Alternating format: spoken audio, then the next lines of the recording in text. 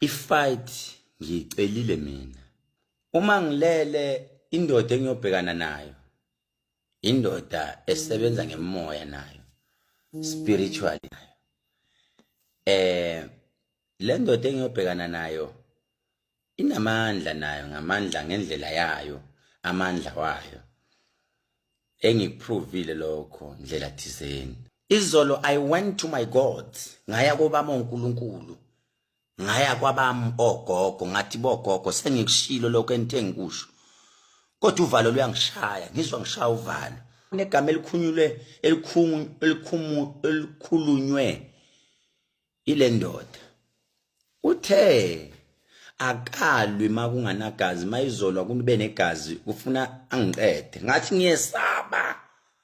Ngizuvalo bomkhulu lento eningithuma yona ngizokwazi yini ukuyenza.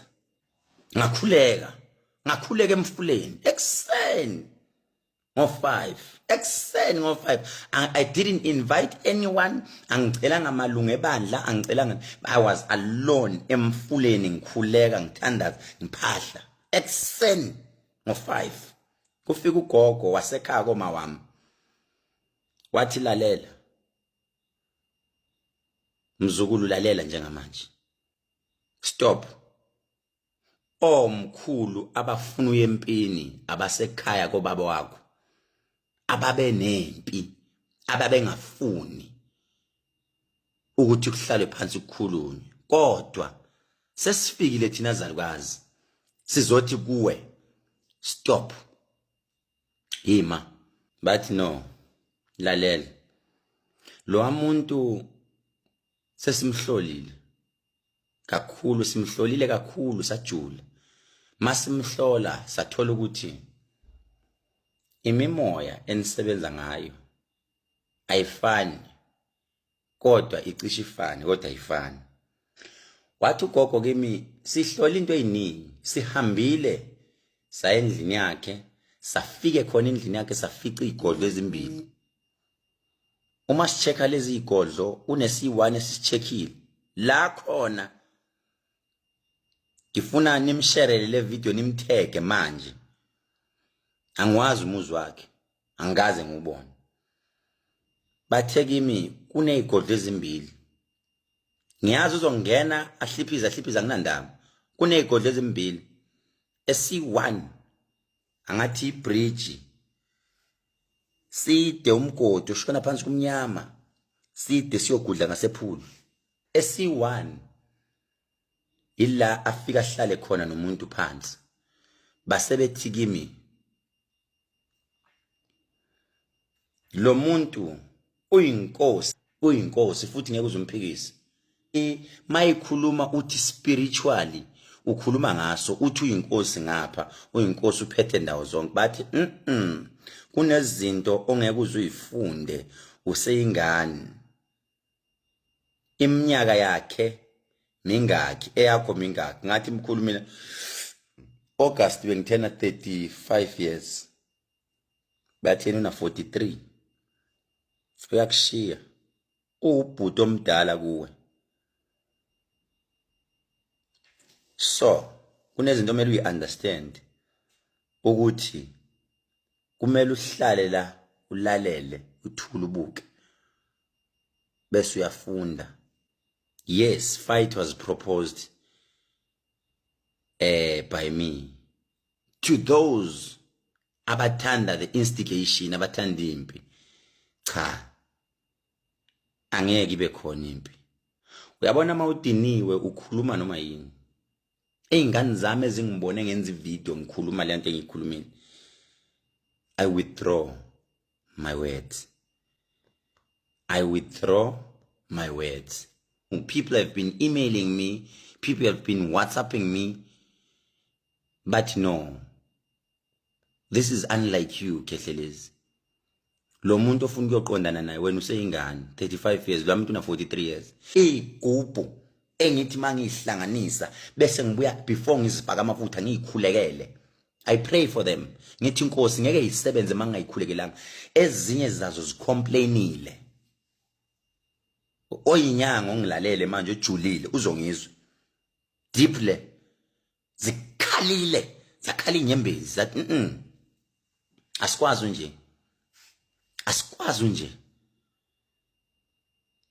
nje I had to go izolo empophomeni ngayogeza ngayihlambulula ngamagama aphuma emlonyeni wami. Ngihlonipha izingane zami, ngiphinde okukhulu kakhulu ngihloniphe umfazi kanzama ukuthi sengikhuluma amagama njena uthini futhi ungibuka kanjani. Oh yobe kulwa mama engukhulumile ngiyazi ukuthi ngikhuluma amagama azothi maye ngibuka ethi ngaze ngamnyanya lo muntu. Xolisa kakhulu mama, I'm so sorry, I won't lose nothing. Ucele umuntu ongubhuti wakho umcele esitikini ukhuluma amagama abuhlungu ukuthi ulalwa abafana. I am so humbled.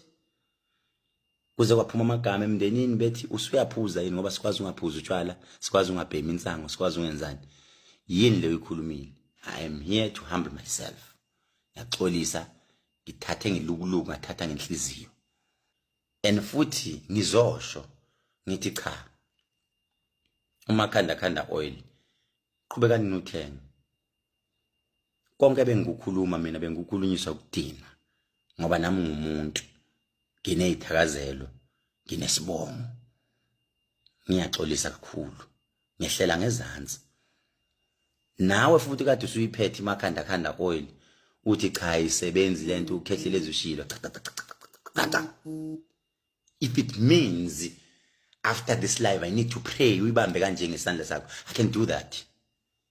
I'm so sorry. Beniqala futhi ngicabanga ukuthi benigcina ukungibona ngingalula hlobo ngikhuluma ngale ndlela. Ngiyaxolisa kakhulu futhi ngiyazehlisa. Uyazi unenye into engeke niyazi. Uyobukeka njengesilima noma ngiyaxolisa, I'm sorry for the words. Uyobukeka njengomuntu ignorant if ever all people are accepting the apology, but wena uqhubeka ukuthi ngeke uhluliwe. In other ways, ngesilungu ulo muntu esimbiza ukuthi you are an instigator. You are an instigator. Kahle wena you are perpetrating udlame. Angithi phela kufanele ngibuye ngihloniphe nokusebenza kwamaphoyisa. Ngibahloniphe. Ngoba lelo langa bekufanele impela kuma ama service kwezinye indawo kunga service kuzobukwa abalandeli bami ukuthi abali nabalandeli balendoda uKing. Bekufanele kume yonke lento okufanele ngicabangele nayo yonke lento. Lo muntu, you like it or not, he's a big brother. Ubhuti omdala. Ubhuti omdala. In other ways, let's go to this thing. Ayakhe nje uKing Bhaka ngiyaxolisa ukuthinta igama lakhe. To be honest with you guys, that guy comes with facts. Kunama facts eza nawo. Umbona ukuthi ya lo muntu, he does make sense sometimes. Eqinisweni mele sime. Impakamo kwesinye isikhathi mele ngiyibeke phansi. Ngiflophile. Asikuvumeni lokho. Ngiflophile ngamagama engiwakhulumile.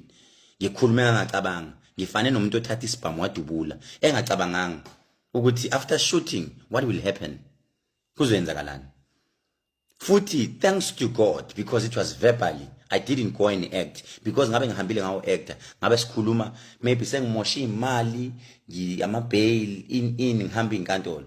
Thanks God ngisho ngomlomo but I withdraw my words. Ngiphinde ngiyacela bafowethu, kunabantu abasizakalayo la ama social media influencer, nibagade labo bantu. Bagadeni abantu abama social media influencer. Social media influencer mgade lo muntu because one, abanye bakhona basebenza ngecontent bafuna ama followers. Two, abanye bakhona bayifunela imali. In conclusion, cha ngiyahoxa empini, angiyena umuntu wempi. Cha baba, ngihlonipha umndeni wakho nawe mfokanzama. Ngokwasemkhathini wakho nawe spiritual sakho nawo uyinkosi ngihlonipha lokho angilwi ngiyawuxolisa emndenini wakanzama ngixolise kubantwana bakhe abangibukile ngixolise kubo bonke ngicela ukwehlela ngezantsi ngiyathobeka cha ngiyathobeka ngiyaxolisa nje I am humble